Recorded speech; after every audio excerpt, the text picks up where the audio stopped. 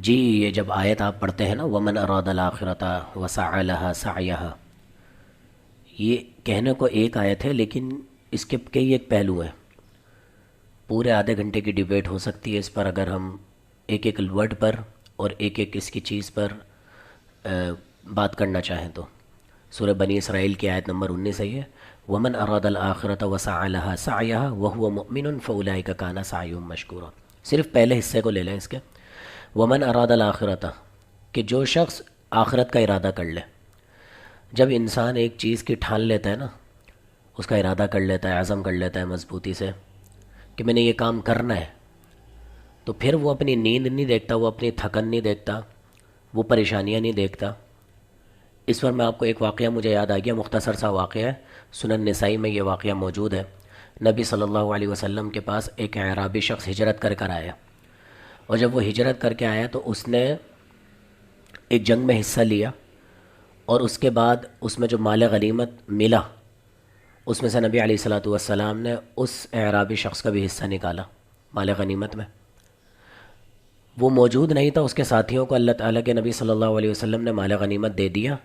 اس کے ساتھی اس کے پاس لے کر گئے تو اس نے یہ پوچھا یہ کیا ہے، حالانکہ سب کو معلوم تھا کہ مال غنیمت ہے.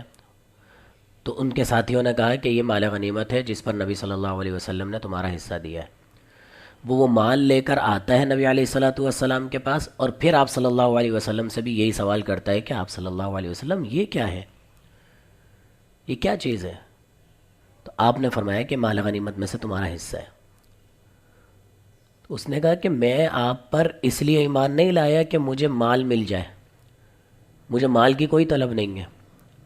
حدیث کے الفاظ ہیں کہ اس نے کہا کہ میں اپنی حلق کی طرف، گردن کی طرف اس نے انگلی کا اشارہ کر کے کہا کہ میں تو چاہتا یہ ہوں کہ میں جنگ میں لڑوں، دشمن سے لڑوں، اور اس قدر لڑوں کہ کسی دشمن کا کوئی تیر مجھے یہاں پر لگ جائے گلے میں، گردن میں، اور میں اس سے شہید ہو جاؤں اور میں اللہ کی جنت میں داخل ہو جاؤں. آپ علیہ الصلوۃ والسلام نے اس کی یہ بات سن کر اس سے مال لے لیا، یعنی کہ مال رکھ لیا، جذبے کی اس کی قدر کری. پھر اگلا معرکہ ہوا، نبی صلی اللہ علیہ وسلم بھی ساتھ تھے، وہ شخص بھی ساتھ تھا، خوب لڑا خوب لڑا. پھر جب جنگ ختم ہو گئی تو کئی صحابہ جو ہے وہ شہید ہوئے ہوئے تھے. نبی علیہ الصلوۃ والسلام نے خاص اس کو دکھوایا کہ وہ اعرابی شخص کو میرے پاس لے کر آؤ. اور جب لایا گیا تو دیکھا کیا کہ اسی گردن جہاں اس کی انگلی کا نشان تھا وہیں پر جو ہے وہ دشمن کا تیر لگا ہوا تھا اور وہ شہید ہو گیا. تو اس پر نبی علیہ الصلوۃ والسلام نے فرمایا صدق اللہ، اللہ تعالیٰ نے سچ کر دکھایا. فصدقہ، کیونکہ اس نے سچ کہا تھا. اس کے صرف نعرے نہیں تھے، اس کی صرف زبانی باتیں نہیں تھیں کہ جی جان بھی قربان ہے، مال بھی قربان ہے، اور یہاں ہم سے نیند بھی قربان نہیں ہوتی.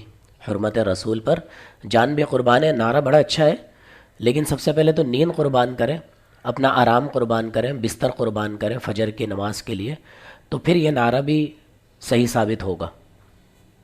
تو نبی علیہ الصلوۃ والسلام نے فرمایا صدق اللہ، اللہ تعالیٰ نے بھی سچ کر دکھایا. اور کیوں سچ کر دکھایا؟ فصدقہ، کیونکہ اس نے بھی سچ کہا. اس نے یہ بات جو کہی تھی وہ بالکل اپنے دل سے کہی تھی، جو اس کے دل میں تھا وہی زبان پر تھا. اور پھر حدیث کے الفاظ ہیں ثم کفنہ، کہ اس کو پھر کفن دیا گیا، اور کفن بھی کیا. اچھا یہاں بات سمجھنے کی یہ ہے کہ ایسا نہیں تھا کہ اس کے پیچھے باپ دادا کی جائیدادیں تھیں کوئی، یا کوئی بہت مال و دولت اس کے پاس تھا کہ مال کی طلب ہی نہیں تھی، کہ نبی صلی اللہ علیہ وسلم کو فرمایا کہ مجھے مال کی طلب نہیں ہے. نہیں، جب کفن کی باری آئی تو اس کے پاس صرف ایک ہی چادر تھی، اور وہ چادر بھی اتنی چھوٹی تھی کہ سر ڈھانکیں تو پیر کھل جاتے تھے اور پیر ڈھانکیں تو سر کھل جاتا تھا. تو نبی علیہ الصلوۃ والسلام نے اپنا جبہ اتار کر اس کو دیا کہ ثم کفنہ، اس کو کفن دیا گیا فی جبۃ النبی صلی اللہ علیہ وسلم. اللہ اکبر.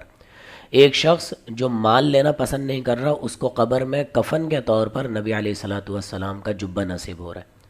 تو یہ ہے اصل ومن اراد الآخرہ. جب ان دنیا کی انسان جب آخرت کا ارادہ کر لے تو پھر دنیا کی کوئی بھی چیز چھوٹی سے چھوٹی ہو یا بڑی سے بڑی ہو، پھر وہ بے معنی ہو جاتی ہے اس کی نظر میں.